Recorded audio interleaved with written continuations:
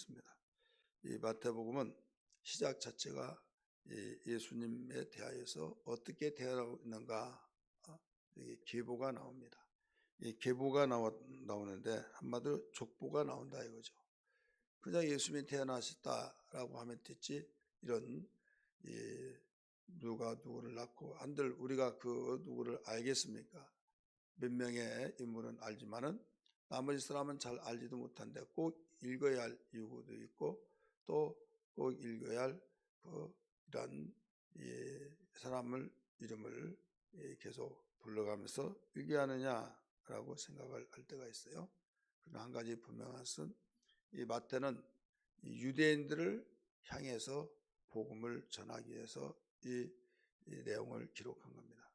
성령의 감동 속에서 직접 예수님의 모든 것을 목격한 자로서 이 마태가 전한 복음서, 이렇게 우리 제목을 큰 내용을 보면 되겠어요. 이 마태가 복음을 전하는데 한번 복음을 전하고 끝나버린 것이 아니라 예수님이 복음을 전해놨던 모든 내용들을 정리를 해서 책을 내놓은 거죠. 마가가 예수님의 모든 생애와 예수님의 모든 전했던 복음을 정리해서 내놓은 것이 마가복음이고, 또 누가라고는 의사가 있는데 예수님을 알고 바로 알았기 때문에 예수님이 전해졌던 그 복음을 또 정리해서 내놓은 것이 누가복음이에요. 요한복음도 마찬가지고 대상이 좀 달라요. 어떤 대상에게 이 복음을 전하느냐, 마찬가지로 이 마태는 유대인에게 전한 거죠. 그 유대인들 콧대가 높고 자존심이 강하고 이런 유대인에게 전하는데 유대인들의 가장 열망하고 희망하고 있는 것이 있어요. 그 희망 열망 사상이 메시아 사상입니다. 메시아 사상, 그리스도, 메시아 똑같은 말이죠. 기름 부음을 받았다, 이런 마음이죠. 기름 부음을 받는데 그 메시아가 그 기름을 부음 받은 자로서의 세 가지 뜻이 담겨 있습니다. 하나는 이 제사장, 하나는 선지자, 한 자는 그 왕. 이 세 직분을 가진 자는 기름을 부어서 하나님이 당신의 종들로 삼습니다. 그렇기 때문에 이 제사장은 하나님과 인간 사이의 죄로 가로막혔던 것을, 죄 문제를 해결해 주어서 하나님께 나갈 수 있는 통로를 만들어주고, 선지자는 하나님의 음성을 전해줘야 하는데 죄 때문에 하나님과의 소통이 되잖아요. 그럴 때 선지자가 중간에서 하나님의 말씀을 받아서 백성들에 전해주는 거예요. 그 다음에 이 땅에서 우리가 왕을 우리도 주민의 나라처럼 왕이 있게 해달라고. 그래서 하나님이 왕을 세워준데 기름을 부었어요. 근데 이스라엘 백성이 이 세상에 왕을 세워달라고 하기 전에는 누가 그 왕이었냐? 그리스도가 왕이었다. 하나님이 왕이었어요. 그래서 신정정치를 펼쳤어요. 근데 백성들이 악해서 주변의 나라의 사람들도 왕이 있기 때문에 우리에게 왕을 세워달라고 해서 왕이 세워진 그들부터는 왕정정치다, 이렇게 말을 하죠. 어쨌든 그리스도라고 하는 이 네 단어, 또 히브리어로 말하면 세 단어, 메시아, 세 글자, 이 메시아는 그만큼 이스라엘 백성이 열망하고 있다. 왜 그런가 하면 그렇게 해서 아담부터 시작해서 쭉 흘러나와서 소개한 족보는 앞으로 보겠지만 누가복음에 나오지만 마태는 아브라함부터 시작한 거예요. 왜 아브라함부터 시작했냐? 우리의 조상이 아브라함이다 해가지고 아브라함부터 시작해서 예수님까지, 메시아까지 42대, 나라가 포로로 잡혀가기 전까지 42대를 이루었고, 또 포로로 잡혀가서 거기에서 42대를 지냈고, 또 포로 후에 있어서 이제 해방되어서 귀환해가지고 14대까지 지속해서 42대에 있었고, 그래서 14대 세 번을 하면 42대가 된다 이거죠. 그래서 이와 같이 예수님이 이 세상에 오시는데 명확하게 역사적인 사실이라는 것을 증거해 주기 위하여서 족보 이야기를 한 거예요. 이야기를 들을 때 우리가 그 사람 이름 알지도 못한데 누가 누구를 낳고 누가 누구 한들 우리가 아냐. 왜 이런 말이 복잡하게 읽혀지고 있느냐. 우리 신약은 그래도 하도 많이 읽고 그래서 혀가 좀 부드럽지만 구약 성경 같은 데는 여기에 많이 읽지 않았기 때문에 그 내용도 굉장히 딱딱하고 그 내용도 모두 이 혀도 굳어지면서 시간도 더 걸리잖아요. 그런 이름을 기록한 목적, 특별히 여기는 족보 이야기를 말한 이유, 예수님은 분명히 인간으로 오셨다 이거예요. 하나님의 아들로 오셨는데 하나님의 아들, 하나님이 영이니까 예수님도 영이다 이거죠. 그런데 아니다. 영은 분명히 맞지만은 그분은 영으로 온 것이 아니라 바로 육신으로 왔다 이거죠. 이단들이 하나님의 아들이면 영으로 오셨다 해가지고 인성을 부인하는 이단들이 있었어요. 초대교회. 그래서 오늘날도 그 잔존들이 계속 예수님은 하나님의 아들로서 이 인간의 모습이 될 수 없다 해가지고 부정하는 사람들이 있어요. 그래서 여기에서는 분명코 하나님의 아들로 오셨는데 육신으로 오셨다. 그냥 느닷없이 육신으로 오셨다. 이렇게 가르쳐 주기 위해서 누가 누구를 낳고 누가 누구 해서 마리아의 몸에서 예수가 나왔다. 이렇게 가르쳐 줬어요. 그래서 아브라함부터 여기에 예수까지 42대에 예수까지서 아브라함의 자손의 42대 손이 예수다. 이걸 이야기해 준 거예요.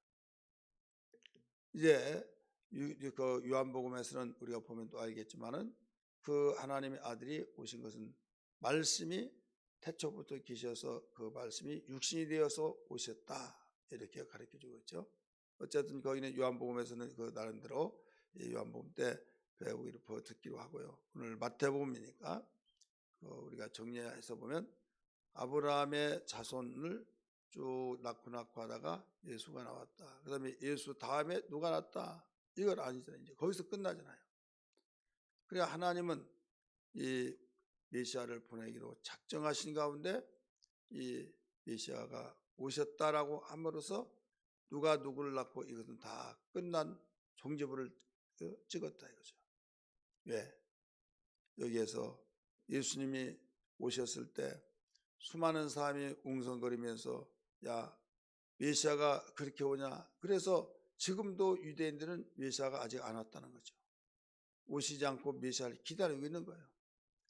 이런 콧대에 놓고 자기들의 최고라고 생각하는 그들에게 메시아만 오면 이제 상황은 달라진다. 그래서 메시아를 그렇게 기다리고 있는데 이미 왔다. 이것을 증거해 준 것이 마태복음이에요. 너희가 죽인 예수 그분이 너희가 기다렸던 메시아다. 어떻게 태어났냐? 아브라함의 42대 손으로 태어났다. 바로 여기에 내가 너희들에게 모든 족보를 이야기하겠다 하면서 아브라함이 이삭을 낳고 하면서부터 예수가 나셨다고 하는 것을 기록하고 있는 거예요. 여기에서 족보는 이렇게 필요합니다. 왜 필요하냐? 하나님의 아들이 인간의 옷을 입고 육신을 입고 오셔서 지금 예수는 그리스도다, 메시아다 이것을 강력하게 나타내게 주고 있는 거예요. 여기에 우리가 다른 사람들은 다 족보가 그 남자로서만 역할을 하고 나오는데 여기에서는 여자 이름이 나와요. 여자 이름이 몇 명이 나오냐? 몇 명이 나옵니다. 다말이라고 하는 3절에 나오죠. 다말. 그 다음에 5절에 나합이라고 하는 사람이 나옵니다. 나합. 또 룻도 나옵니다. 그 다음에 이름이 나오지는 않지만은 여인의 나오는데 우리아의 아내 이렇게 나오죠. 6절 우리아의 아내. 그래서 이름만을 주장한다면 4명의 여인이 나오고 또 여기서 우리아의 아내까지 하면 5명이 나와요. 그래서 왜 이 여인들의 이름이 나오냐? 이름이 나온 것은 여기에서 잊을 수 없는 그 사건이다 이거죠. 잊을 수 없는 그리스도의 그 족보가 이 정통으로 이렇게 쭉 이어져 나온 것이 아니라 하나님이 태문이 닫혀지게 한 것을 그 하나님께서 주시는 계대 족보를 통해서 낳은 이게 바로 다말이에요. 다말에게서 쌍둥이를 낳죠. 그 다음에 이방 여인 기생이라고 하는 나합을 통해서 이제 또 예수님 족보가 그 계통을 통해서 나옵니다. 6절에서. 그 다음에 이 누시라고 하는 이방 여인도 또 나와요. 그 이방 여인은 이 누슨 그 나옴이라고 하는 이 여인이 흉년이 들어서 오늘날 요르단으로 그 피난을 합니다. 거기에 이민을 가서 연명하다가 결국 남편 두 아들 잃고 며느리만이 세 여자만 남다가 큰 며느리는 고국에 돌아가고 작은 며느리도 돌아가라고 하는데 어머니 하나님이 내 하나님이 됩니다 하면서 나를 절대 가라고 하지 마세요 하면서 이제는 결혼은 자기의 나라에서 남편을 맞이하고 살았지만은 몇 년 살지 못해서 남편이 죽고 결국 시어머니가 고국에 다시 돌아가니까 따라와서 유대에서 살게 되고 결국은 그의 몸에서 그리스도가 나오는 혈통이 됐다 이거죠. 그래서 여기에서 보아스는 누색에서 오벳을 낳고 오벳은 다윗의 할아버지입니다. 다윗의 할아버지. 그러니까 룻은 다윗의 할아버지를 낳았어요. 그래서 다윗의 왕 예수여 이런 말을 하잖아요. 이렇게 낳고 해서 마리아에게서 그리스도가 나왔다. 자, 오늘 우리는 이런 내용을 보면서 우리가 믿는 그리스도가 이 세상에 나오게 된 것은 그냥 하늘에서 툭 떨어져 나온 것이 아니다. 인간으로 오시기 위해서는 우리가 태어난 그 길을 그대로 태어나셨다. 그 계통을 통해서 그 족보의 혈통을 통해 태어났다 이죠. 그런데 예수님은 그 육신의 혈통이 아니라 성령으로 나게 하셨기 때문에 육신의 아버지는 없고 성령으로 태어나신 분이다. 그래서 죄가 없는 거죠. 두 번째 우리에게 일러주신 것은 뭐냐면 하나님은 이 세상에 유대인들만 사용한 것이 아니라 이방인들도 경건하게 살고자 하는 사람에게는 다 부르셨다. 이것을 가르쳐주고 있죠. 그 내용은 복음에는 택한 이스라엘 민족을 중심으로 해서 나중에 어디까지 퍼져나가냐 믿지 않은 이방인까지 퍼져나간다고 하는 선교적 그 마인드를 하나님이 여기서 잠재적으로 보여준 거죠. 왜? 유다 그 여인들 중에서는 이방인들도 있다 이거죠. 이방인을 개처럼 여겼던 그 유대 민족의 이 인상과 그 사상을 완전히 깨트려 버리고 여기에서 이 천한 기생을 통해서 또 개취급을 했던 이방인을 통해서 그리스도의 족보가 흘러왔다는 것을 볼 때 예수는 유다 민족에만 제한된 것이 아니라 온 인류의 구주가 되신다는 것을 보여주고 있죠. 그래서 오늘 이 말씀을 통해서 주님 무엇보다도 이 여인들이 예수님이 태어나신 족보의 이 흐름이 됐다는 것은 영광 중에 영광인 걸 보여줬습니다. 우리도 주님이 우리 예수에게서 우리가 낫다는 것을 가르쳐줘야죠. 왜? 우리는 그냥 나온 것이 아니라 세상에 수많은 신이 아닌 것을 신이라고 주장했던 나는 절에다 팔아서 나는 신이 아니리다 하지만은 그래서 절에 지어준 이름도 있잖아요. 그걸 다 뛰어넘어서 만왕의 왕이시고 만주의 주가 되신 그리스도의 예수의 피와 살을 먹고 마시는 가운데서 성령으로 거듭나서 하나님의 자녀가 되었다. 그 그리스도에게서 누가 나니라 믿는 자가 다 그에게서 나니라. 이제 이렇게 되면 되죠. 그리스도까지 나와서 예수를 믿는 자는 모두 하나님의 자녀로 태어나더라. 이게 영적인 계보가 된 거죠.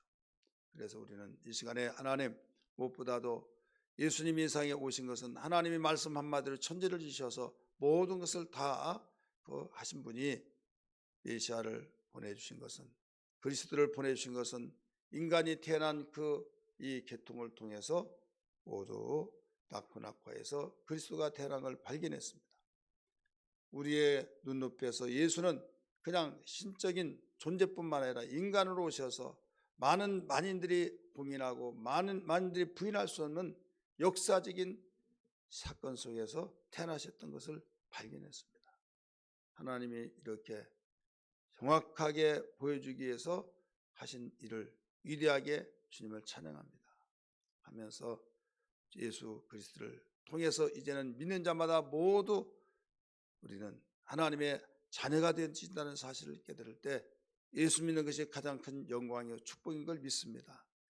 내가 예수 믿고 나는 이제부터 영적 태가 오직 이 세상 마칠 때까지, 주님이 오라신 그날까지 나의 자손들이 보기에 모든 혈통이 끊치지 않게 해주시고, 모든 내 자손들의 한 사람도 나고자가 없이 누가 누구를 낳고 해서 아브라함부터 예수님이 40위대로 나온 것처럼 주님 내 자손들이 다 예수 믿고 모두 영적 가보가 이어져 나가게 도와주옵소서. 이런 신앙의 고백이 되기를 주의 이름으로 축원합니다. 같이 기도하겠습니다. 주여 보내며 기도합니다. 주여 주여 주여. 하나님 아버지 기도합니다. 저희들에게 귀한 시간 주셔서 하나님 아버지 이 말씀을 저희들 오늘 또 들었습니다. 마태복음을 통하여서 하나님 우리에게 들려주신 말씀이 생명되고 능력되게 하시고 충만한 시간이 되어지게 하여 주옵소서. 하나님 영광 받아 주시옵소서. 홀로 영광 받아 주시옵소서.